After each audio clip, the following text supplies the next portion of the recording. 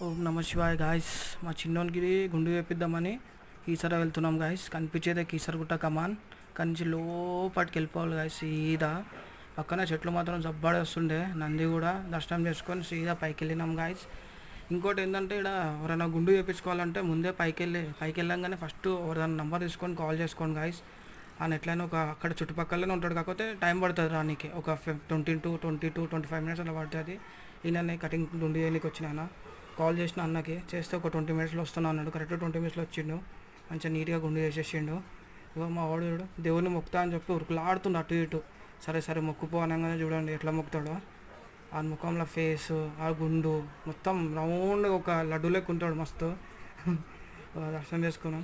ఇంకా లోపలికి పోయి దర్శనం చేసుకొని ఇక లోపల దర్శనం చేసుకొని కూన్సే కూర్చున్నాం గాయస్.